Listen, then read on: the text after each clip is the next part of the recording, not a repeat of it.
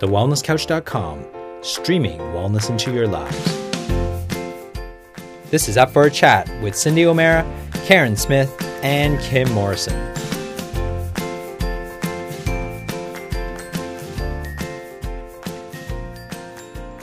Here we are, up for a chat about the hottest topics that are important to you, inspiring you to awaken the change within. I'm Kim Morrison. And I'm Cindy O'Meara. And this week we do not have the beautiful Karen with us, but I would love to say that we're very privileged to have an extraordinary Australian with us who has been probably seen as a leader in her field, maybe even a trailblazer, and I would definitely say certainly someone at the forefront of this industry. To Nicole Bijlsma, we are incredibly excited to have you. You're a naturopath and acupuncturist, a building biologist of 20 years, almost starting that whole industry. And right now you're in the finishing phases of your PhD for the wireless activity and brain function and what's going on in that whole world. My gosh, this topic could go on for days. Welcome to the show, Nicole. Thank you so much, Kim. Nice to be here. And Cindy. We are so proud to have you. And I can tell you, I just want to get stuck straight in because there are so many questions Cindy and I have for you, particularly following on from conversations with people like Dr. Jack Cruz. But I'd love to ask you, could you please give us a brief background as to who you are, what you've studied, how you ended up coming into being in the final stages of a PhD in wireless activity? Sure. Well, I worked as a naturopath and acupuncturist for 15 years. I graduated in 91 and I started to notice a really strong correlation between many of my patients with asthma, allergies and chronic fatigue syndrome with things like mold and electromagnetic fields in their home. Obviously, I had no idea about this because, my double qualification didn't cover environmental medicine, as most of the time it still doesn't, unfortunately.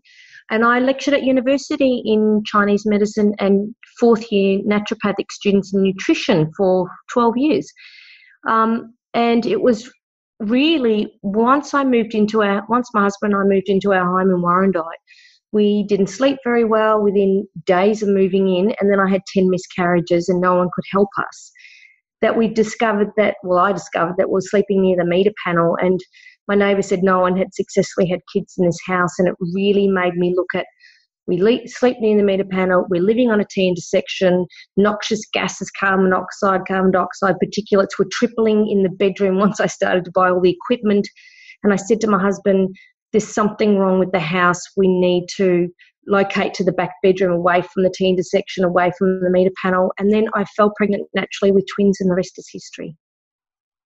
Wow, it's pretty phenomenal, isn't it? And when you actually start listening to the signs, where so many of us would rather ignore it because we may love the house or we may love where we live or whatever, but it's not until you hit really, I guess, rock bottom. I mean, 10 miscarriages, Nicole, would certainly have you questioning it, and then to have it confirmed by a person saying no one's had babies there. Can you tell us how you started to heal yourself, or at least protect yourself within the home? What actionable steps did you take? Well, I just said to my husband, we need to get to the back bedroom because the meter panel's here. There's geopathic stress under the bed. I had a geomancer in, and there was a wasp nest near our bedroom, which is often a sign of geopathic stress. There's ivy, there's foxglove, there's all these particular trees that grow when there's geopathic stress on site. On top of that, the Victoria used to come in and spray our blackberry bushes as a favour with glyphosate. So it was just, we lived in this beautiful half an acre on the river. People would call it the B&B, and there was something wrong. You couldn't see it, you couldn't smell it, and it just, I think the universe put me there to wake me up and realise that environmental medicine is probably the biggest piece of the pie that clinicians need to address with most chronic illnesses. So I really had to unravel it over a long period of time. I started buying equipment. I started looking at the research. There were at least 5 studies in that time that showed that miscarriages were increased with magnetic field exposures. And, of course, the biggest source of magnetic field exposures in the home is the meter panel. So I said to my husband, we need to move to the back bedroom. He wasn't keen. So I said, sweetheart, you're never getting sex again. And then within 20 seconds, he's moving the bed to the back bedroom. So predictable. Predictable. Yeah. Let's go. And the rest is history. Like, we went everywhere to help with our miscarriages. We didn't qualify for IVF because I got pregnant so easily. We went to the recurrent miscarriage clinic, went to haematologists and immunologists, and there was an amazing guy called Alan Beer in the US. He was a gynecologist obstetrician who specialised in miscarriages and had a 90% success rate. And he said to me that the reason why I was miscarrying was because something had triggered my immune system and it was attacking the fetus because it had marked cells in it. So it was interesting that all of this I was unravelling this because I didn't take no for an answer. No was not an option for me. So here I am treating patients. They're starting to educate me about what's going on in their home. And so I started to walk into their homes and, oh, my God, every clinician needs to be trained to what to look for in a home because, every home has its elephants. Some are little elephants and the risk is low and they're not going to cause adverse health effects. But the majority of people whose home we go into, there are herds of elephants running through their house that are so obvious. The moment you walk in, then you go, I understand why you were sick. The visible mold, the clutter. Like last week I had 10 students with me at an audit in Sydney, and as I pulled the chair away from the dining room, there's cat vomit that's coming off it because they didn't notice that. It had been there God knows how long because the family don't sit at the dining table, and it's the only communal area of the whole house. There's no living room. And there are 4 adults in this, 2 children, 2 sons, and a couple. And there's dog poo on the floor that my students, I have to remind them to watch the dog poo on the floor. I mean, it's just phenomenal. If it's not that, there's an Avery in the kid's room who's got asthma. There's carbon monoxide or gas coming out near a window where the kids are sick with headaches. The router is in their bedroom. I mean, these are actually far more common than I ever realised. And it's suddenly started to come to me over the last 2 decades that where we live has impacts on our health on such a high level that this is why I was so frustrated as a naturopath, not getting results by just changing people's diets. And let's face it, in today's day and age, like we've looked at things in the past where, lead paints were a problem, or there's been, certain things that have been used in the home that are seen not safe. But now we're looking at new homes where we're making them airtight so that we don't have this thing, losing our resources with heat or cooling a place. We also have problems around off-gassing. Could you talk us through a little bit around that? I mean, you've touched on it briefly with what was going on in your bedroom at your house, but what about new houses and the carpets and all the different things that are having problems on people? Yeah, so the first thing a building biologist will do is ask about the age of the home because every age has advantages and every age has disadvantages. So if we're looking at new builds in the past 3 years, if your house is less than 3 years old, the major triggers will be condensation and risk for mold. And the reason is because building airtight plastic bag type of homes that don't think about how water vapour moves through what we call the skin of the building or the building envelope has dramatic impacts on condensation and mould. So the building code, in fact, last week I was speaking at the Master Builders in New South Wales and I said, guys, you need to change the building code and Australian standards because it's not working. The amount of problems we are finding in new builds with condensation mould has escalated, which of course correlates with asthma and respiratory tract infections. Because the building code doesn't require or even think about how water vapour created from every occupant in that building, from their breathing, the showering, the bathing, the laundry, the dishes, the amount of water vapour. There's about 10 litres per person per day of water vapour in that house. If you've got 5 people, we've got 50 litres of water vapour in the air. That has to go somewhere. When it moves through the plasterboard, if it hits an impermeable waterproof membrane like your Tyvek wraps and your house wraps that they use to create this energy efficiency, it condenses and then creates mould. And of course, insulation is the perfect food for that. So suddenly in our first year, we're finding, homes that are only in their first winter having significant condensation and mould related issues. And if you're 1 in 4 people who can't create antibodies to mould, you can't live in that environment. 1 in 4 people, did you say? 1 in 4 people can't create antibodies to the antigens in a water damaged environment. So what do we know about mould? What do we know is that mould isn't the problem. And even though I run the only government accredited mold testing course in Australia, I get tradies from all over. I've spoken at Master Builders. We submitted our submission as part of the parliamentary inquiry last year into water damaged buildings, and it really escalated our industry in building biology. But what happens when you have moisture is that you allow microbes to grow. Fungi and mold is everywhere. It's meant to be everywhere. It's on every surface on you right now, in your home, etc. And it's not a problem, providing you don't give it food and providing you don't give it moisture. Now, given that every building material, every piece of clothing, etc., is its ideal food, the key to causing mold-related problems is moisture. So once you have moisture sitting on a surface for more than 48 hours, the microbes, bacteria, fungi, etc., that are sitting there already are going to start producing chemicals to kill each other off, to take over that site, because fungi are nature's greatest decomposers. Now, in a water damaged building, after 48 hours, these microbes are producing endotoxins and mycotoxins, and those chemicals, when you inhale them, can have significant impact on the central nervous system to the point that you could result in psychosis. These are chemicals. So when people, 1 in 4 people, can't create antibodies to mold, every time they walk into their water-damaged homes, it sets up inflammation, the first line of defense, or what we call the innate immune response. So it sets up this inflammation, and it's literally brain on fire. It knocks out key neuropeptides that are involved in sleep and circadian rhythm, so now they don't sleep well, and melatonin, of course. Now they have infections all over their body, because one of the key neuropeptides that the inflammation knocks out is melanocyte-stimulating hormone, and that means now they have weird infections. They have high levels of candida and yeast in their body, and the naturopaths rightfully say, yep, you've got candida. But what the naturopath isn't trained or understands is that the candida is due to them inhaling, the patient inhaling these biotoxins in a water-damaged building, that it's affecting their gut microbiome. It's causing infections in the upper respiratory passages. It's causing infections in their vagina and in their gut.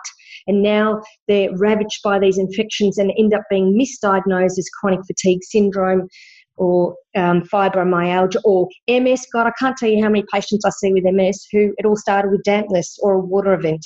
A lot. They've got MS, their daughter has chronic fatigue. It's all the same symptoms of what we would refer to as a biotoxins in a water-damaged building. Now, the problem was that 30 years ago, this escalated and it became the perfect storm. I wrote a report for a large insurer along with my supervisor, Professor Marc Cohen, and unfortunately, because they paid us, that it's not available to the public. But in short, it looked at why mould has just escalated in Australia in the last 3 decades. And it happened because of 3 things. The first of those is that we replaced waterproof membranes from sheet-based membranes to liquid membranes. You and I can go to Bunnings and we can buy waterproof membranes that we paint on like paint. Now that only lasts, believe it or not, 7 to 8 years. So what I'm saying is, unless you do a major bathroom reno every 7 to 8 years, those waterproof membranes will be compromised. And if you use things like bleach or citrus-based essential oils or eucalyptus oil in the grout, if it gets contact through the grout and gets into that waterproof membrane, you'll compromise it to 2 to 3 years. So within 2 to 3 years of a new bathroom reno, a new house, you've got moisture seeping through that shower into the wall cavity, creating a visible mould or creating a hidden mould-related problem. That was the first thing. 30 years ago, we replaced copper pipe because it was so expensive with flexible braided water hoses. Now, they're the things under your sink that, you can flex it, like they've got a steel braid and they're flexible, and it's a lot less for the plumber to put it in because it takes a lot less time for him or her to put it in. But they are the number one cause of water events by insurance claims. Last year, insurance companies spent $320 million in claims due to the splitting of the flexible braided water hoses.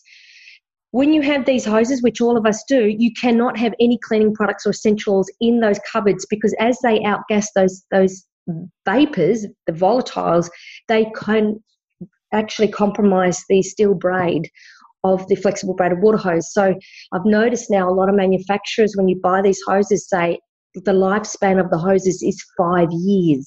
So you should be replacing those flexible braided water hoses at least every 5 years, because of course if it splits while you're on holidays or away for the weekend, if you don't mop that moisture within 48 hours, you've got a significant mold-related problem in the house that can be difficult to address. So that was the second thing. the third thing is we had deregulation of our tech schools about 30 years ago, and that's been a disaster for our trades. When I looked at and rang up the TAFEs that provide certification on how to waterproof a shower or a house, it's a Cert 3 in waterproof membranes, they all RPL'd it. They didn't have the resources to demonstrate to a tradesperson, an apprentice, how to actually apply waterproof membranes outside of the house, exteriorly, or below ground, or even have it. A lot of them didn't even have, internal, like bathrooms. So they relied on their employer, a builder, to actually say, yep, they've got the experience to waterproof, so we'll just RP it, recognition of prior learning. So they didn't even do any formal training. Now, the people who have come through my course, fortunately, have been the top waterproof membrane experts in Australia who are about to retire, and they spend all their time at the Supreme Court looking at waterproof, water ingression and water problems. And often this comes back to the waterproof membrane because it's only designed to last 7 to 8 years. And the application of the membranes wasn't done correctly. But, of course, the person who did it got an RPL again. So it's a disaster on such a scale. And the fourth problem was we replaced good quality building materials like solid timbers with this ridiculous artificial stuff and synthetic and engineered products and plastics. And, of course, MDF and particle board is like McDonald's for mould. You'll find most hardwoods are resistant to fungi because they contain resins naturally in it. But all this particle board we use in our cabinetry and in our many of our materials is they get rid of the lignins when they crush it into wood chips, and then they use all these glues with low levels of formaldehyde, which is a known carcinogen, glue it together, and you get this cheap crap that we use. You get moisture on that for more than 48 hours, mould's going to rip through there very quickly because it's the perfect food for mould. That's why we call it Macca's for mould. So I have a question. Oh, yeah, I know.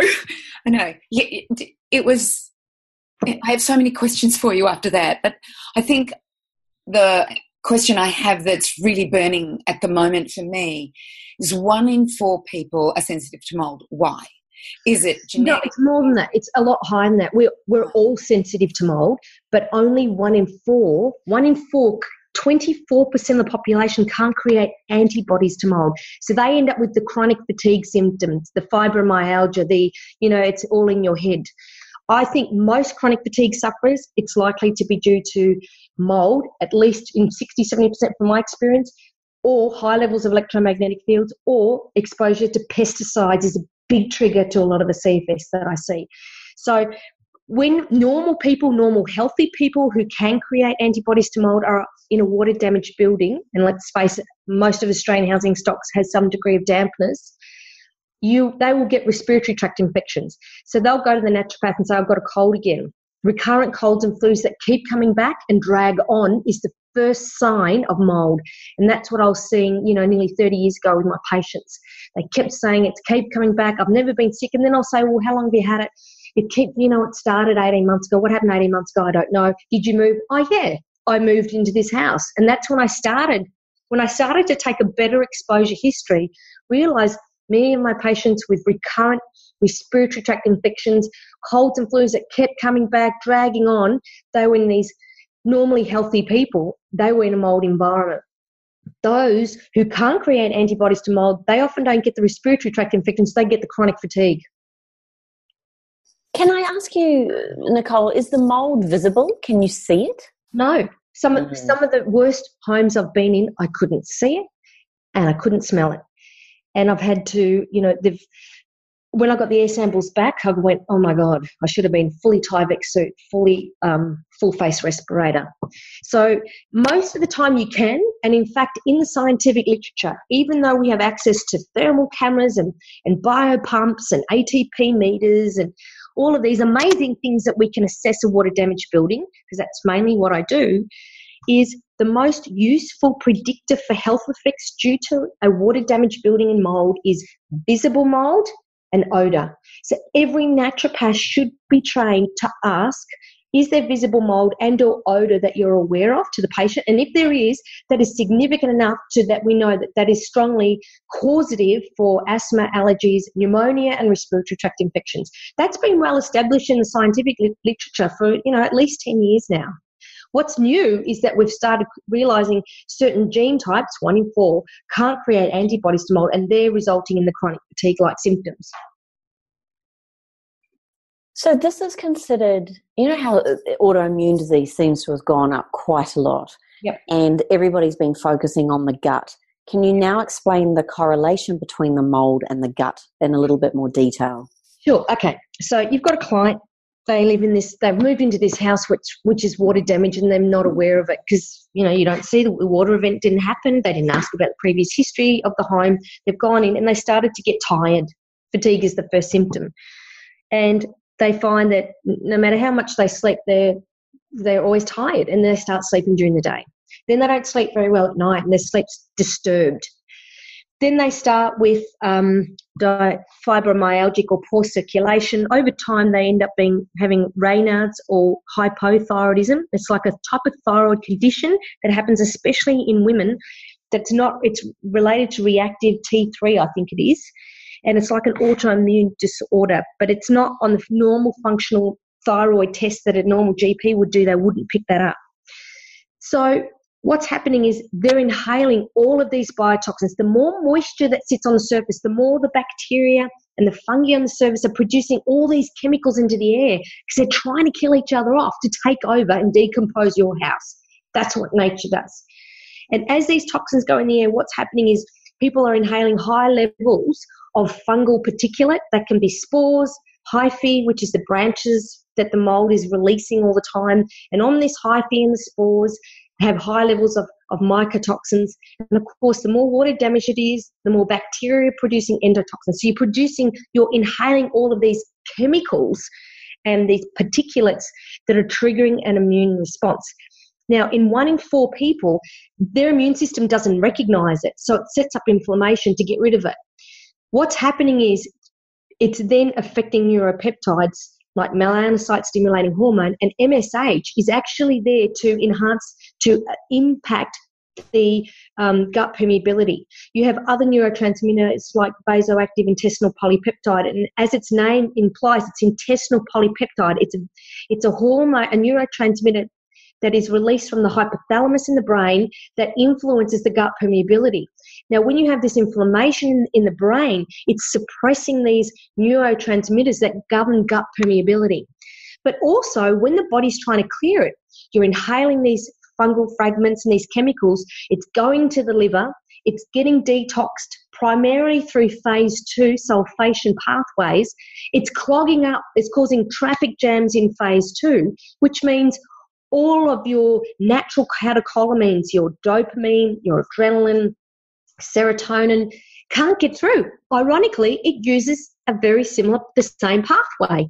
So over time, these people get anxious, they get depressed, they're not sleeping well, and now they're getting mood disorders and potentially what we call mold rage or even psychosis, and then diagnosed incorrectly with a mental illness, when in fact it's a detoxification issue, because the detoxification pathway that all these biotoxins that you've breathed in are going through the liver and being detoxed through specific phase 2 pathways that your normal brain hormones go through, and many of your environmental chemicals like pesticides, some of them also go through. Many of the chemicals in your home, solvents, fragrances. So suddenly they can't wear their perfume they normally wore because they can't detox them. So when they wear their perfume, they're inhaling those chemicals and it can't get detoxed. So it's staying in the blood a lot longer and causing more damage to the central nervous system and to other parts of the body.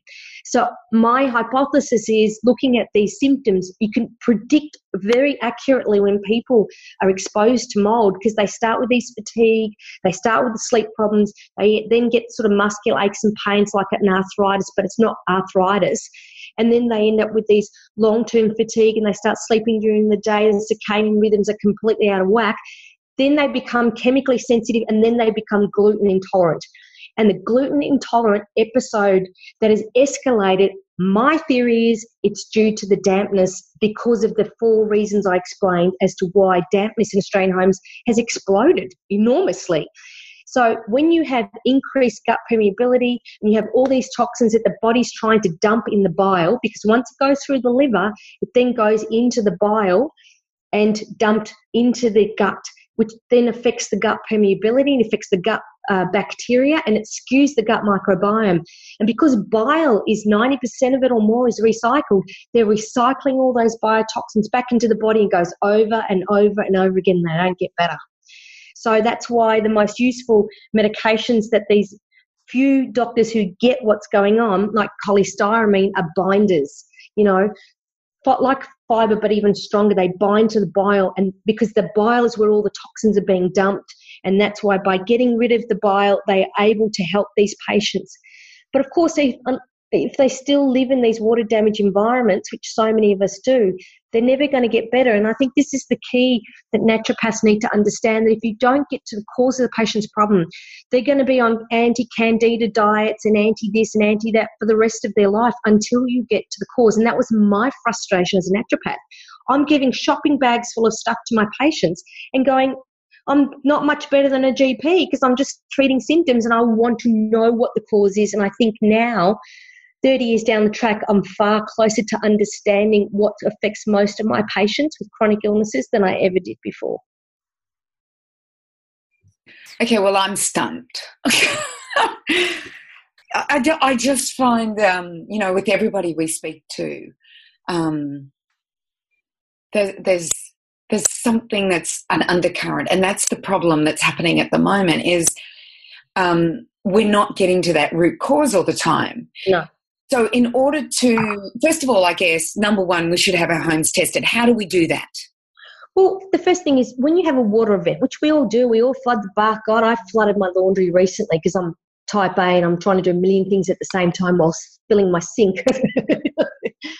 So, it overflooded, is to dry it up as fast as possible, preferably within 48 hours, and then you don't have a problem.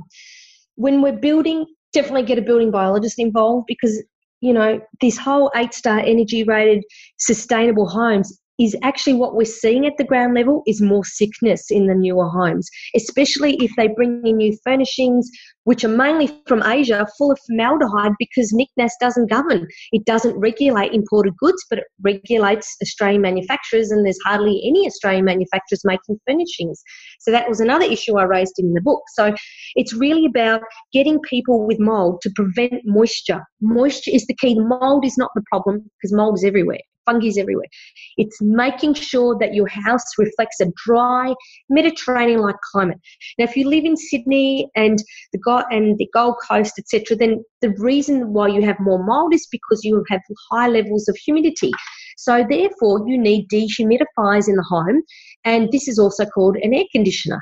When the air conditioner is on, it's pulling moisture out of the air, it's preventing mould. But once you go on holidays and you turn the air conditioning off, all of a sudden you come back to a mould belt in your house. So you've got to have permanent dehumidifiers on in order to pull the moisture, and that will prevent mould in any tropical climate. So it's understanding where is the moisture from. Is it due to high humidity? Is it due to a water event? Is it due to inadequate waterproof membranes? Is it due to poor drainage? Because there is no drainage around the house because it was poorly built, which is what we find a lot. Is it because you have a flat roof and the flashing's coming up and there's no maintenance, so moisture's getting through the roof? Or you don't clean your gutters. So there are many reasons how moisture can come into the environment, and that's a big part of the work we do. But I have documented that in detail in my book to help people look at why it's important to keep a dry house to prevent these issues. Prevention is the key. I want to just ask you on a day-to-day basis. We all shower daily. We all create condensation and things in our shower. Just very quickly, on a very superficial level, how do you keep your bathroom dry? Like, is it good to wipe down the shower box after you've had your shower, maybe with a like those window cleaners, like get as much water down the drain as quickly as possible, try to avoid things sitting in pools. Is there any suggestions just around the room, like the bathroom, that we spend so much time in? Yeah, and that's a great question. And it's simple. You need an exhaust fan that exhausts the steam outside, not to the roof cavity. because there's no requirements in the building code to exhaust the steam anywhere but the roof space, it's just an act of insanity. So as building biologists, we find high levels of moisture in the roof space, and then, of course, it causes visible mold somewhere else in the house because it's travelling through the roof void. So the first thing is, and it cost me an extra $30 when I did my bathroom reno a couple of years ago, to get the plumber to get the exhaust fan and then get this flexible duct and poke it out through the roof with a whirlybird at top. So when we have a shower, you can actually, the steam goes outside, not into the roof void, and that cost me an extra $30. The other thing is to open windows. If you're in Melbourne, you open windows because, of course, you've got high humidity as you're having a shower inside, and it goes from high to low. So open up your doors, adjacent doors. Don't close it when you have a shower. You want this water vapour to move out the house so it dilutes in the process. But the main thing is moisture, as you mentioned, Kim. As soon as you've got moisture on the surface of 48 hours, you're going to have microbes proliferating. So you'll often get a lot of small levels of mold between grout because very few people wipe the showers dry. In theory, that's what you should do with your squidgy or your windscreen wiper blade or your microfiber cloth, and that would prevent the superficial mold you see in the grout, because moisture is the key. So once you get rid of that moisture and get the kids to wipe the moisture off the shower, you're not going to find that mold. Does that mold cause health problems? Probably unlikely. It's when it penetrates the waterproof membrane and then gets into the wall cavity that it becomes more an issue. But the reality is, if we do those daily little things quickly and easily, which seriously can take you an extra couple, maybe a minute after your shower. I'm someone who loves the heat, Nicole, and I love the steam in a shower because I love the feeling of it on my skin and my face and everything. What's your thoughts then around if you do love the steam feeling, or places, you do actually enjoy that feeling? Obviously, then you ventilate as quickly as possible, extract a fan, etc. Is that the best thing to do?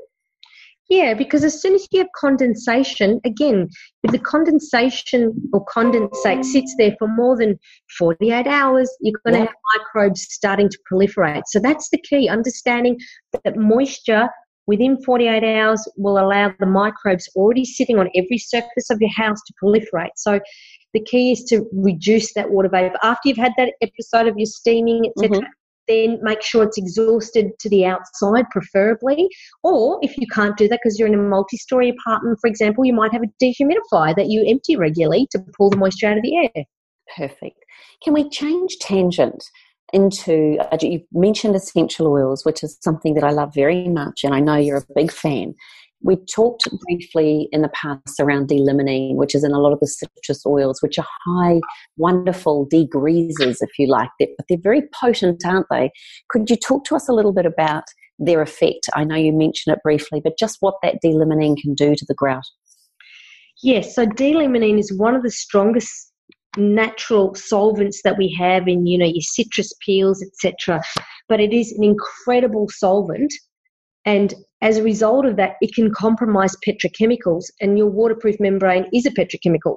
So if you start spraying essential oils in the shower and it penetrates the grout, then you essentially can compromise your waterproof membrane to the point where you end up with moisture and, of course, then mold.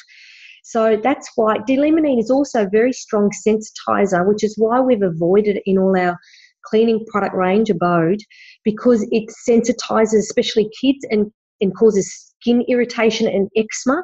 So that's why I avoid citrus oils in the bath. You can get that redness if you don't, emulsify it with an emulsifier or milk or whatever fat you use for it. It causes skin reactions. It's very strong. And that's a big reason why we've avoided all those citruses and especially anything with D-limonene in any of our cleaning product range. Yeah, thank you for that. I want to ask you around, if I'm in the home and I've got my kids and I've been using products for a while, can you give us your top tips on how to, I'm understanding about the moisture, but as far as VO, to offsetting, etc. with furniture, let's say you just bought a whole lot of things. What are you to do now? You feel guilty and bad that you've done this, you've got your beautiful home, you've got your nice new furniture. I mean, what's a person to do when they think they've gone and done the right thing and they've saved hard for all of this? Yeah. Well, the good news is there's lots you can do. So if you bought it, I'd just say leave it in the factory longer for 4 to 6 weeks or 8 weeks and let it outgas there instead of in your home. So if it hasn't been delivered yet, leave it there longer. The longer it's there, the more it outgasses. If you have brought it into the home, the quickest way to outgas is to put it into the sun and allow the UV and the energy of the sun to allow it to heat it up, because as you heat up anything, you have more volatility of the gases that are already within it, like your flame. Buy furnishings that doesn't have flame retardants, that are made from wool, for example, or bamboo, or there are some materials that they don't put flame retardants in, and that's a good option. But definitely, if you've already bought it, and look, this is where quite a bit of our work comes from the major retailers, because people buy these furnishings, it comes home, they smell something, and then they get up with these headaches or itching, and it's often the formaldehyde, which is a known carcinogen, that's in high levels, because formaldehyde is used a lot in the Asian market to prevent creasing, so it doesn't crease a lot of your blankets and other materials that are imported on the boat. So you want to make sure that you put it in the garage on a dry, hot day so it can outgas as much as possible. That would be the main thing I'd recommend in order to reduce your exposure to those VOCs. Now, ironically, the Asian people, a lot of them, when they buy new furnishings, they get a whole lot of tea leaves, dried tea leaves, and they scatter it throughout the whole house. And that helps to absorb. I've never seen studies on how effective it is, but with our PID meters we use, it does reduce it. So I don't know what type of tea leaves they use, but they literally spring all over the house, and the tea leaves absorb those VOCs. And that's an Asian method of helping to reduce those chemicals that are outgassing from their furnishings. I love it. Can we change track again?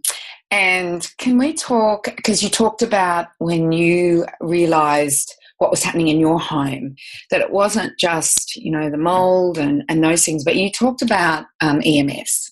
Can we discuss that now? Sure, let's do that. Yeah. So, okay, first of all, can we interrupt and say, what do you think of Dr. Jack Kruse talking about light, magnetism, water, and the whole thing around 5G? Give it to us. Yeah, that's exactly what I wanted to ask. But yeah, okay. Wow. Well, look, I'm not familiar. I haven't looked specifically in terms of his theories about its impact. However, I can talk from my research and the fact that I'm doing my PhD on wireless technologies and its impact on human health. So I'll let you know what I know. And the first of those is that the radiation used, or the frequency of electromagnetic fields used in wireless technologies and cell phones, was classified as possibly carcinogenic to humans by the World Health Organization in 2011. So there's enough data to say we've got a problem, Houston, but we don't know how big that problem is.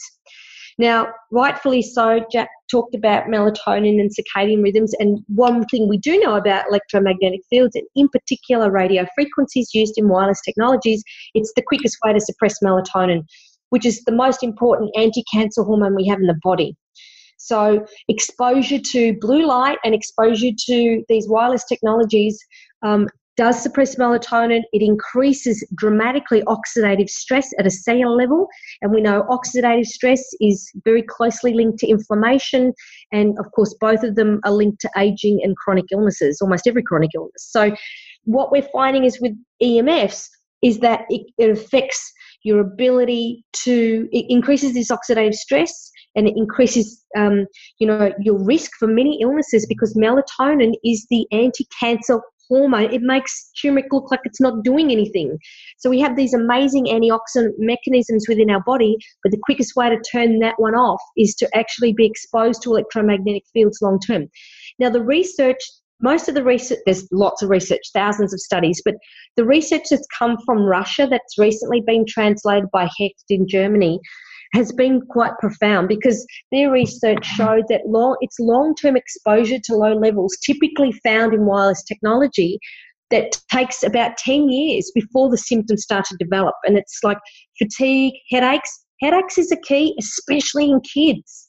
That's when you've got your wireless routers on in school and they're getting these frontal headaches.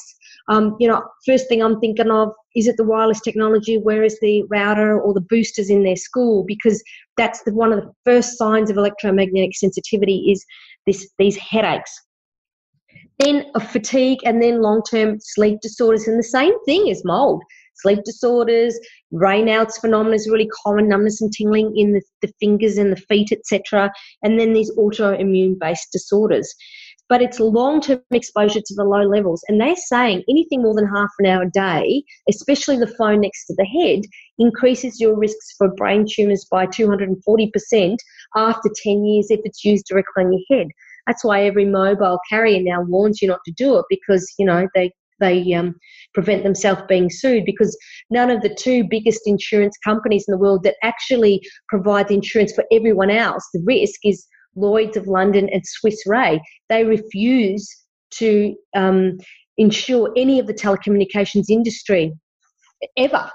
So that's interesting. Who's going to take the brunt when that all comes out and starts to show that, yes, that's why the telecommunications warn you now, so that, the fourth dog defense. We've told you it's a problem. We've told you your cigarette smoking is a problem. Yeah, you can buy our product, but we already warned you, so you can't sue us. And that's what's going on behind the scenes. So we know it affects melatonin. We know it affects sleep and circadian. And, of course, then it affects the reproductive cycle without a shadow of a doubt. Puberty starts when melatonin drops. That's when children go into puberty. And what's happened is we've exposed them to wireless technology. It's almost, from a simple perspective, it's like when you're using these wireless technologies, especially at night, it's tricking the body into thinking it's daytime. So the whole circadian rhythm is skewed.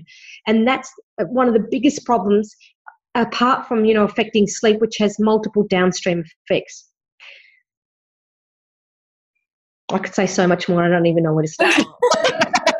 Oh, I love it. I'm not putting you in the same category as Jack, but I'm just sitting here going, there is so much we don't know, Nicole, and so much that the everyday person is talked over or convinced that it's safe when people don't know. I'll give you an example. I just had a telecommunications person even talking with me today, and I turned around to her and I said, oh, tell me, what do you think of the new 5G thing? And she goes, it's going to be great. I can't wait for it to get here. And I said to her, but have you not read any of the research? Are you not looking at any of the petitions online? Have you heard Dr. Jack Kruse talk about it?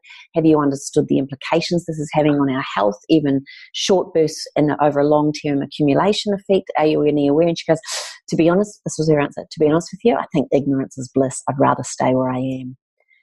Wow. I mean, if she knew, she couldn't continue being employed by them, because once you know, you can't unknow. But she didn't want to know either. Yeah. So I've been hearing a lot of, there's petitions out there to stop the rollout of 5G. I've been reading information. I started watching a documentary. I couldn't keep watching it, Nicole. Maybe I did want to just put my head in the sand, but it was scaring me about the megahertz, about the control, that's how they control people in the Second World War. Can you tell us, and scare the pants off us, why not? Let's everybody sign this petition, and maybe I'll put the petition in our show notes, of what's going to happen. What's the likelihood of what's going to happen when 5G rolls out on every street corner in Australia? Okay. Before we do that, we need to look at what's going on in our home. In terms of radio frequency exposure, because this is what we're talking about, radio frequencies. They're already in our homes. And the problems we face when we're going in as a building biologist is it's the clients buying the router and using these wireless devices and exposing themselves to high levels of radio frequencies. For example, I'm doing a 4-week study, double blind, on the impact of radio frequencies on human health. And you know which device I picked that had the highest levels of radiation than any other in the house? Was the baby monitor. What? Yes, it's about the same as what I get from a cell phone tower in terms of power output. Oh, my gosh. People don't know this. The problem is, as building biologists, we're coming in and they're freaking out about smart meter and all these other things. And, yes, there's definitely issues where that is a problem. But most of the time, it's the consumer buying crap. that they don't understand is causing their health effects. They are bringing it into their home and they are assuming, this is why in my book, the first thing is everything on the supermarket shelf, anything in the telecommunication stores has never been tested for its impact on human health. Unless you educate yourself, you can never make an informed choice. So when you go and buy wireless devices, you get the building biologist in because you're concerned about the high voltage transmission line. We're going to come in and go, you're sleeping next to the digital clock, you're sleeping near the meter panel, you put the router in this room and you're exposing your entire family to high levels of radiation. High levels.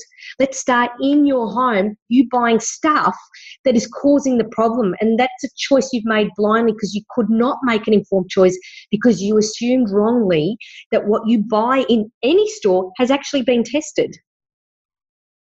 So we start from the inside because most of the radiation we find is in the house. This is why in my book I go, okay, if you want to reduce exposure, don't blame anyone from outside. Let's start inside your house because that cordless phone is emitting high levels of radio frequencies 24 hours a day, even when you don't use it. We'll pick it up 3 stories up, just your corded phone. And it's next to your bed. Of course you don't sleep. As a naturopath, going in out of people's houses with infertility and sleep problems, and there's cordless phones next to their bed. There's electric blankets there. They're sleeping on the other side of the meter panel. They've got their TV inside their bedroom.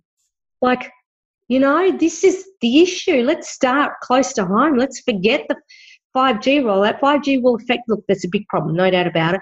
Will it affect all of us equally? Definitely not. Depends on how close you are to those cells, for example. But I'm still going to go in as a building biologist and go, this house is mainly a problem because you brought these devices in and it's affecting your health, and I'm educating them. This is why you should not be using this. This is an alternative to a cordless phone. When you use your cell phone, and I love my cell phone, don't ever put it next to your head. Don't carry it on your person. You must have a cord, earpiece when you're using, or use text or use a loudspeaker. But don't ever put it near your head and don't carry it in your pockets like men do. So I'm still going to go with the whole 5G and go, people are more likely to be affected by what's happening in their house before we even look at the 5G. Nicole, how do these companies get away with it if the science is there and it's been there for some time? Okay, so in the first chapter I talked about why we need to act, and I talked about... Can we just talk about the title of your book? Healthy Home, Healthy Family. Thank you. And it's been out since when? First edition was 2010 and this one came out last year. Yeah, it's brilliant. So carry on.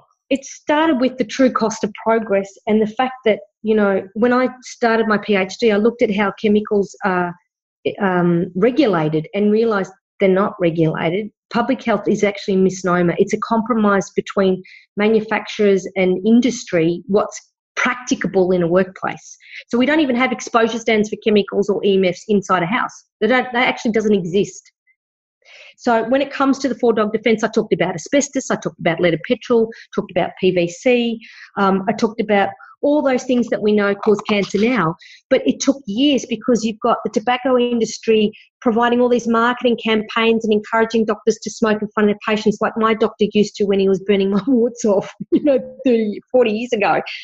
It's these marketing campaigns that are giving people misinformation because the longer that product stays on the market, the more billions it creates. So, even if we put 10% towards lawsuits, that's nothing compared to the dividends for shareholders. So the first chapter was My Dog Doesn't Bite. Industry completely denies their product is harmful. Why? Because they don't have to prove it's safe. And that's the big problem. And I'll give you lots of examples. The next one is My Dog Bites, but it didn't bite you. Industry concedes because people start researching, going, hang on a minute, we think tobacco smoke's a problem, that their product may be harmful when the evidence becomes too great. But don't worry, the average person's not exposed because we have exposure standards. But they don't tell you the exposure standards are not health-based standards. So then we have industry creating organisations like Safe Building Alliance that was established by the asbestos companies, or Forest Protection Society, which was set up by the Australian timber industry, or pharmaceutical sponsorship of breast cancer so we can funnel more funds into getting drugs for breast cancer without actually looking at what the hell is causing breast cancer now. All the hormone disrupting chemicals that were released, since the 1970s, etc. Then My Dog Bit You, but it didn't hurt you. Industry admits people are exposed but aren't harmed because it's within, particular standards. And then they employ scientists to fiddle with the data, and that's easier to do. they also, because they fund the research, they don't have to publish it. So the research might show, yep, it's a real problem, but, we sponsored it, we're not going to publish it.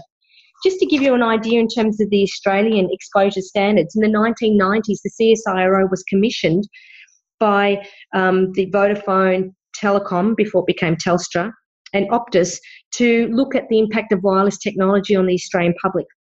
In 1994, that report was published. It was called the Barnett Report by Stan Barnett, and it was developed by the radio frequency division of the CSIRO, who were mainly electrical engineers. When that report was published, the telecommunications industry said we're not making that public because it voiced its concern about the exposure of wireless technology to the Australian public and especially children. Even then, in 1994, they had some research, and those researchers were subsequently made redundant within 3 years, and that whole radio frequency division of the CSIRO was shut down. I mean, this is right in our backyard. So if you look at Dr. Don May, she did his PhD on how exposure standards for electromagnetic fields are set, especially in the telecommunications industry, and it reads like a Bollywood film because there's trillions involved. So one of the most clever things the Australian government did is say to Australian families, here, come and have shares in Telstra. It's smart, I guess. It's very smart. And, of course, when they realised that there is enough evidence to say it causes adverse health effects, which is where we're really coming to with a wireless technology, is that my dog bit you and it hurt you, but it wasn't my fault, it's yours, because I warned you in your phone not to put it near your person, so you can't sue me. That's the way the industry works. Nicole, I think it was the early 60s, 1962, a woman called Rachel Carson wrote the book Silent Spring, where she really focused in with her passion around environmental conservation. And I remember her real big thing, and where it started a whole movement, was the banning of DDT. There was a whole conversation back in the 60s around toxic substances and how we tried to create new reforms and things like that. Then from my understanding and what I've read, I think it was something like 60 or 70,000 chemicals that were known on the market but hadn't been tested because it was too big. And correct me if I'm wrong, there was a grandfather clause that allowed them all just to be swept in. Can you explain to us this and how we just keep seeming to sweep things under the carpet until there's a real major issue worldwide? Why is this? Well, because I'm not anti-capitalism, but capitalism is about dividends for shareholders. That's what it's about. So CEOs are employed to get dividends for shareholders, and that often comes at the cost of human health, unfortunately. In terms of toxicants and chemicals, toxicants are man-made chemicals. There's over 145 million chemicals registered for use on the world's largest database, the Chemical Abstract Service. That's what you see, the CAS number, when you look at a safety data sheet, Chemical Abstract Service. Every 60 seconds, another 20 chemicals are registered for use, and that's about 200,000 new chemicals every week. They include both natural and synergistic and man-made chemicals. Of the man-made portions, 90% have never been tested for its impact on human health, because the burden of proof isn't on manufacturers to prove it's safe. The burden of proof isn't on the telecommunications to say, hey, check if the cell phone is safe before you release it to the market, or check if 5G is safe before you release it. It doesn't work that way. The system doesn't work that way. As building biologists, we say precautionary principle. If there's any evidence to say it could cause harm, we need to stop research before we launch it. But that's not the way Western countries work. And being a manufacturer of cleaning products myself, we sold a house to create the range. It just shows so clearly there is no regulation. You can do whatever you want. And people are going to have to spend money to sue you or to prove otherwise. So we'll keep it in the market for God knows how long. It's not right. And, of course, with cleaning products, you don't even have to list your ingredients. What we're finding is a lot of the toll manufacturers, what they're saying, there are a handful of toll manufacturers who make most of the cleaning products and personal care products in Australia, and they are not doing the right thing by their businesses. What you think is in that bottle on the supermarket shelf, in your moisturiser, shampoo, conditioner, and what's in the bottle is likely to be very different. Because when the toll manufacturers get your product, like they did with us when we first started, here are all the ingredients, we gave it all. This is laundry powder, it's for someone with severe chemical sensitivities and eczema. It came back and it had blue flecks throughout. They contaminated it. They said, well, we don't clean out every batch. It's too time consuming. So whatever the previous batch was, we'll leave it there and we'll just add your ingredients to it. And that's the majority of people in the industry. Because very few people can afford to actually have a manufacturing facility to produce their own skincare. That's why you've got to be very careful if you have your own skincare or cleaning products and you're not actually making it yourself, because the reality is what's going on out there is very different to what people think it is. And that's why we end up selling the house to create this manufacturing facility, because the quality control could not be assured. Well done. It's massive. Do you think organic has any substantiation over all of this? Is that something that we can feel a bit more confident in? I know that there's a lot of, hype around it, particularly in the beauty and the food industry, but is that at least somewhere for the everyday person to look toward? Absolutely. And the good news is reducing toxic load starts with knowledge and ends with knowledge. So, going pesticide-free organic is so important because pesticides are antibacterial. So when you ingest pesticide-laden food, you're potentially affecting your gut microbiome, which we know is where your health begins. So important. When it comes to products that use plants, and this is the interesting thing, cleaning products, most of the cleaning ingredients don't come from plants. So saying it's certified organic is meaningless, because soda ash, etc., which you need, etc., in bicarb soda, etc., isn't actually a food. It's not a plant. So it's useful to say it's organic or certified organic. That's where the environmental working group is useful, because it's rating it based on their scale, regardless of whether it's a plant source or not. That's why we don't have certified organic on our cleaning products, because most of the ingredients don't come from plants. What is important is that it's food grade. Food grade bicarb is very, very different to normal bicarb, because bicarb is contaminated with all these toxic metals, etc. And unless they actually purify that and filter that out, then you're going to be absorbing that, as a result of that. So that's why food grade ingredients is such an important part of how we process and market our cleaning product range, because the toxic metals in soda ash, bicarb, zeolites is enormous. Can you keep going through the chapters in your book just so that we get an understanding of what you talk about in the book? Yeah, I love the dog. Me too. Love how you've done that. Yeah, the 4-dog defense. So basically, it all comes back to knowledge, and it's really about, I focus on why we need to act in the 4-dog defense and provide examples in human history where environmental toxicants have had devastating impacts on human health. I've mentioned them: asbestos, lead dust, which is still a problem in many homes, tobacco smoke, for example, PVC, leaded petrol. And then I talk about the genes and where they play a role. And when I interviewed the top environmental medical doctors as part of my PhD who specialise in chronic fatigue syndrome, the genes, they aren't really as important as I think many people put them at.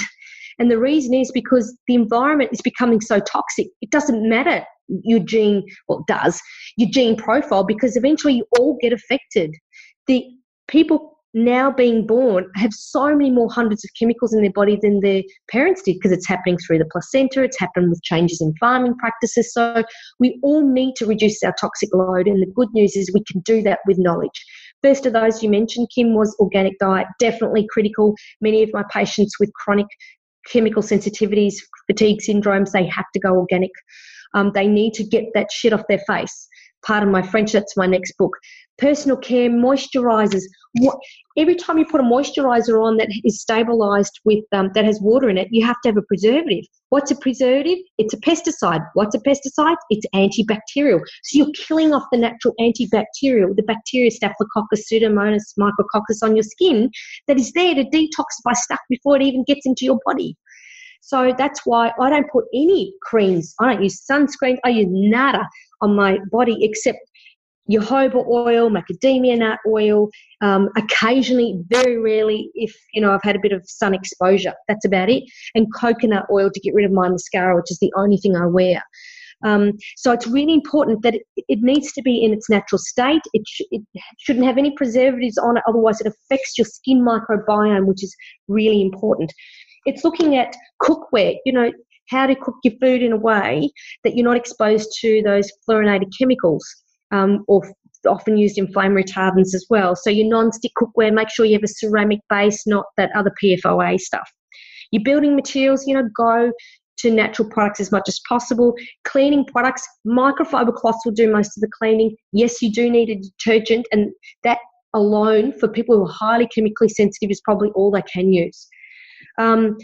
Food packaging and bottles, plastics, there's no place for plastics, but don't throw out your plastics. Use them, to collect your sewing pins and put your tools in, or your pencils, and put your oats in, or your grains, because they're not going to react to the plastics. But don't store or don't freeze or heat any food in plastics. And God's sake, don't use a microwave oven for, because it kills off the natural bacteria on the food, which is critical to program your gut how to digest that food. When it comes to hair products, I dye my hair, and that's the one thing that I know the peroxide isn't good, but that is an informed choice that I make.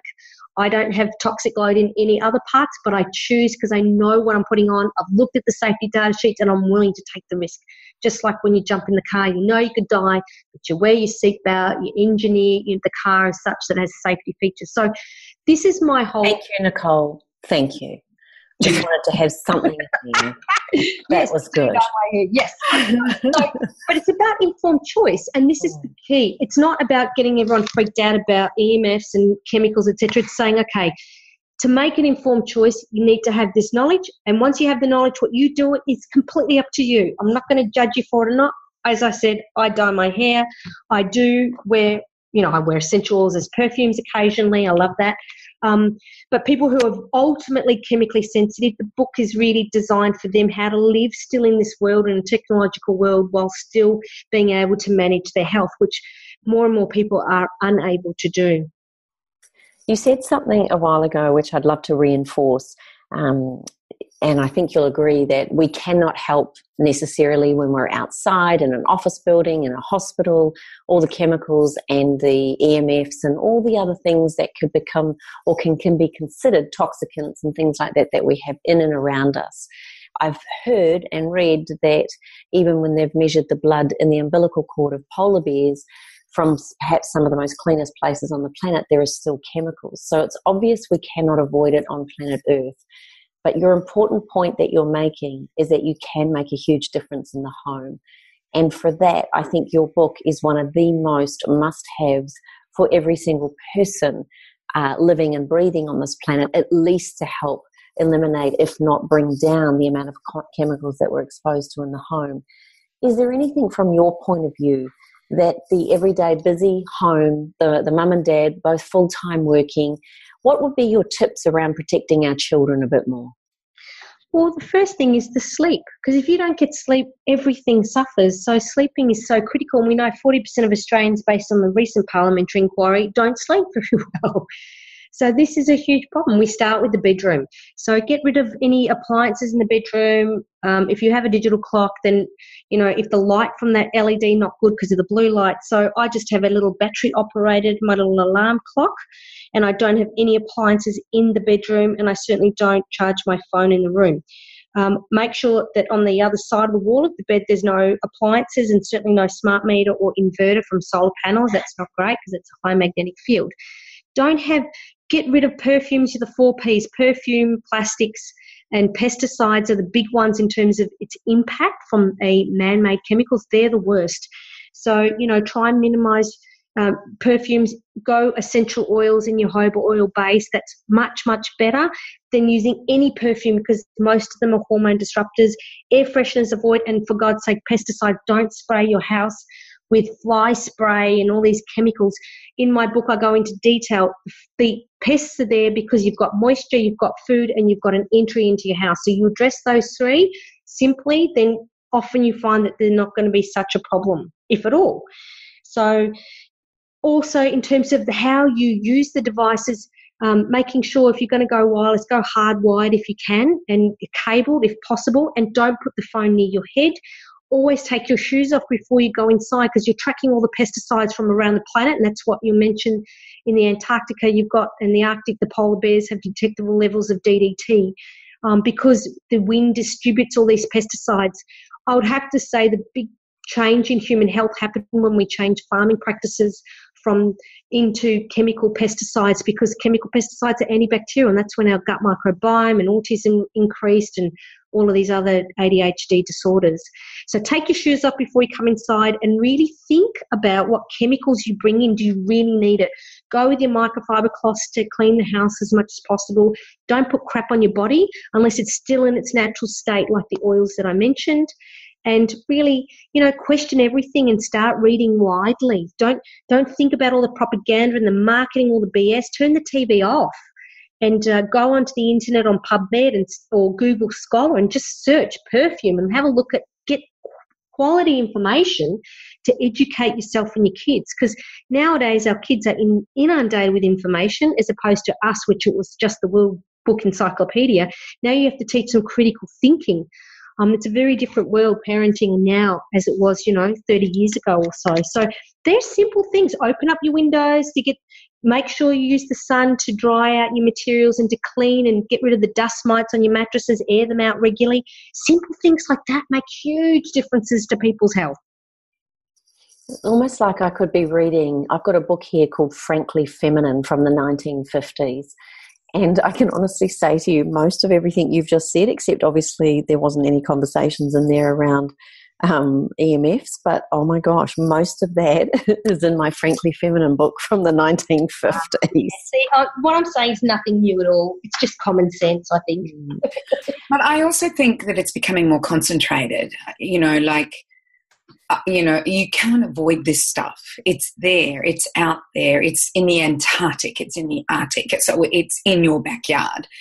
So I think that's what's happening, and we just have to be more vigilant. Maybe that's what people have to realise, is that you've got to be very vigilant about your food, about what you put in your skin, what you bring into your home, and all the things that you have been talking about. And if we become more vigilant, maybe we can make a difference in our own family's health. And that's, I think, what's important. Start in the home first, because that's, like you said, don't worry about what's outside. Start in your home first. And I couldn't agree with you more.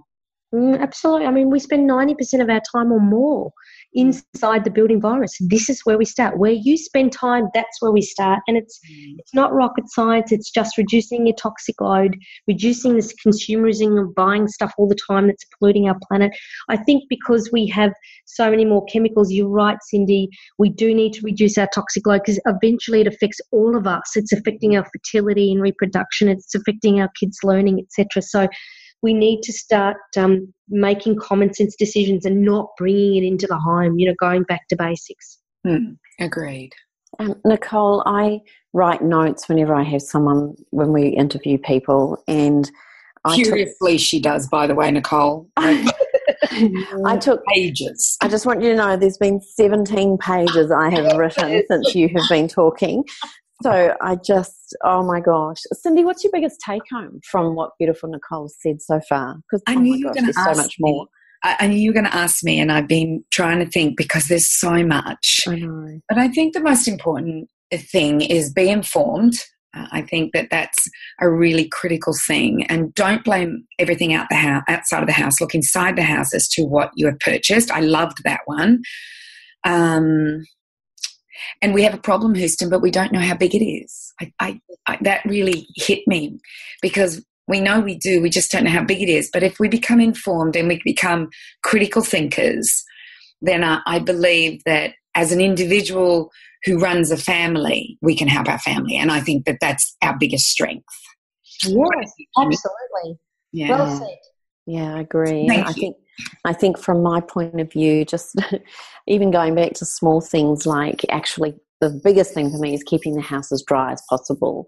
I think that was a big thing. I mean, it's obvious, but I do believe that I've taken it for granted, and I myself have become a bit slack with that, I have to be honest. And I don't wash my bathroom down every 2 days. So I think I that's... don't either, Kim. Okay, cool. I also think it was really cool what you were talking about, the fact that how closely related or how much mold is having an effect on our microbiome. And I think the thing that I love about Cindy is whenever she is talking or asking or researching something, she's always asking the root cause. And I think that's something why I have such a girl crush on both of you, is because you are always going, but why, but why, but why? And there's never an ending thing. And I just want to take my hat off to you, Nicole, because personally to have someone like you trailblazing in this area, also as a mum, also as a woman who obviously is on a mission to support people. I didn't realise your education program has been around since 1999, which means you've been on this path for a hell of a long time. I would say you've probably only just started to get some recognition for all of this work. So can I just high five you and say thank you for being so ferocious in creating a pathway for us that are simply being subjected to the everyday people telling us everything's safe. So I think I'd be safe to say that, Cindy, wouldn't I, that we're both incredibly grateful, and Karen, for what you're doing, and cannot wait to hear. Can I just ask you, what's the outcome with your PhD? What are you hoping to achieve with that? To finish it. I do that with every PhD student. Finish the damn thing, yeah. I've already published a bit on the impact of chemicals and which chronic illnesses they're related to, and I speak a lot here and overseas about that work, and also how doctors deal with chemicals in their body. And ironically, the interesting thing about that was it wasn't a lab test that was useful. It was actually them taking a proper environmental exposure history was the most important tool that they all agreed on as to identifying these chemicals in their patients, asking the right questions and enough questions. So my supervisor and I are about to launch Healthy Home Survey, which will allow people to take a health questionnaire and a home survey, and then we'll have algorithms built in to be able to identify, based on your response, you need to check for mold or do this in the house or chemicals, etc. So it's taken us a while. Yeah. That's the exposome, isn't it? That's us thinking about our exposomes. Yeah. Oh my gosh, Nicole, as soon as that's done, can you please make sure that we know about it? I certainly will. And look, there's a lot of information, videos and simple things for the public on my website that to help them navigate all this complex stuff. Can you please tell us, can I just ask you very quickly, if someone has any questions or concerns around the health of their home, their family, they're noticing their children are complaining of sore muscles, they're tired, they're not sleeping, they're talking about some of the symptoms that you've been already speaking about, what's the first port of call? Where do we go? Well, 95% of all questions I get, they would have been answered in my book, because all the symptoms of all the stuff related to chemicals, EMFs and allergens are in my book. So the big ones are asthma, allergy, autoimmune diseases and sleep disorders. They are the most common illnesses that are created from health hazards in the built environment. Yeah. Thank you so much. And if there was one last message you'd love to say to our beautiful listeners, who I would love to say to you are very educated. They've been following us on a 6-year journey, beautiful Nicole. Wow. And I'd love you. What's your final message to our beautiful listeners? And to read. Turn the TV off. That would be my final message. Turn the TV off. It's not a bad one. Don't believe the ads. When the ads go on, my kids go, okay, what are they trying to sell, kids? Let's get on PubMed and see whether that's accurate about antibacterials, because it's not. Yeah. It's fascinating, isn't it? What's your website, sweetheart? It's buildingbiology.com.au. And I've got a free Healthy Home newsletter that I provide every month. It's brilliant, can I just add? And also your book, is it available on that website or is it available anywhere else? Yeah, it's available on the website. You should be able to get it through your local bookstore or order it in. Otherwise, it is on my website as well. I now need to update because the minute your first one came out, I think I got one of your original copies. And I will send you a copy, girls. Oh my gosh, I would. Oh my gosh, thank you. Yes, please. Oh my gosh, that's amazing. And you know what? Can we give away one for one of our listeners? Yes, let's give away two. Let's give away two. Great. We'll do that when your podcast comes out. They'll have to listen to it and we'll ask them a question. How's that? Idea. Yeah, let's do that. Oh, Nicole. Cindy, anything else you'd like to ask or say to our beautiful guest before we say farewell? Oh, I could talk to Nicole forever. I could listen to her forever. And if I did, we'd never get off the phone and have dinner, breakfast, lunch, sleep, clean our mold off our showers or anything like that. So I think this has been an amazing podcast, filled with information. I'm going to have to go and listen to it again, and I can hardly wait to get my book. Oh, look, I agree. And Nicole, thank you. I mean, we haven't even got into your conversations and the companies that you work with and for, and the Mind Foundation and all the different things that you're a part of. But please, listeners, go to her website and follow Nicole. Are you on Instagram or Facebook as well? Yes, I am. On both? Yep, on both. Yep. They're in the show notes. I have them in the show notes. All right, beautiful girls. Well, I'm sure listeners, you'll all agree that Nicole, you can understand why we've been dying to get her on the show and how much we look up to, respect her, and wholeheartedly admire her. She's been a friend of ours, and we're all proud to say that we've spoken and shared the same stage as her, none more proud than myself. I'm not a scientist, Nicole, but I'm really passionate as a mum to create an environment and a planet that our children and grandchildren and future generations can certainly feel confident that they're safe in. And it's thanks to a woman like you that we really, truly do have some hope. So thank you on behalf of humanity, as Karen would say. Oh, thank you. You're amazing, and thank you for your knowledge. Listeners, if you have any questions, thoughts, feedback, please go to thewellnesscouch.com/up for a chat, or you can go to our Facebook page, even better, facebook.com/up for a chat. Please post your comments, and please, if you truly believe like we do that the messages and the beautiful souls that we get to interview on this program, that it's important to get this information out there, then please head to iTunes, give us a 5-star rating, and more importantly, all that does is help push us up the search channels, by the way. More importantly, if you just shared the podcast, that would mean the world to Cindy, Karen, and I. In the meantime, everybody, please take care of yourselves. Go and switch those bloody Wi-Fis off.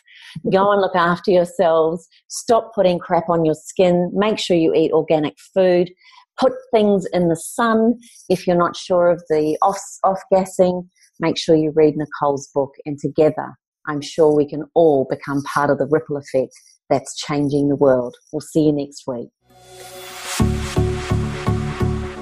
This has been a production of TheWellnessCouch.com. Check us out on Facebook and join in the conversation on Facebook.com/TheWellnessCouch. Subscribe to each show on iTunes and check us out on Twitter. The Wellness Couch, streaming wellness into your lives.